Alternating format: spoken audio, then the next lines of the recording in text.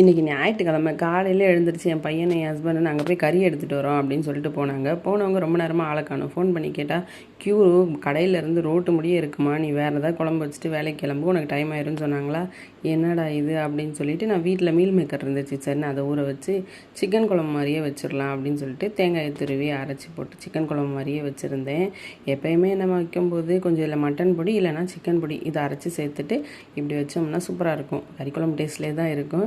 நாங்களாம் சின்ன பிள்ளையாக இருக்கும்போது அடிக்கடி கறி குழம்புலாம் எடுத்து வைக்க மாட்டாங்க. அம்மா இந்த மாதிரி மீல் மேக்கர் வைப்பாங்க, அது எனக்கு ரொம்ப பிடிக்கும். அப்புறம் என் ஹஸ்பண்ட் வந்து இப்போ சிக்கன் வாங்க முடியல, ஈவினிங் வா, நான் கண்டிப்பாக உனக்கு செஞ்சு வைக்கிறேன் அப்படின்னு சொல்லியிருந்தாரா. சரி அப்போயே நைட் அவர் வந்து சமைச்சு வைப்பார்ல அப்படின்னு சொல்லிட்டு அன்றைக்கி வேலைக்கு போயிட்டேன். அவருக்கு சண்டே லீவு, எனக்கு சண்டே ஒர்க் இருக்குது அப்படிங்கிறதுனால அவர் தான் எப்போயுமே எனக்கு நான்வெஜ் எடுத்து சமைச்சு வைப்பார். நான் நைட்டு வந்து நல்லாவே சாப்பிட்டுக்கிறேன். அப்புறம் இந்த டீ காஃபியெல்லாம் இப்போ கொஞ்சம் நாளைக்கு வேணாம் அப்படின்னு விட்டுட்டு இந்த மாதிரி வெயில் டைம் வந்துருச்சு, அதனால் ஃப்ரூட் சாப்பிடலாம் அப்படின்னு சொல்லிட்டு இன்றைக்கி ஃப்ரூட் சாப்பிட தான் போயிருந்தேன்.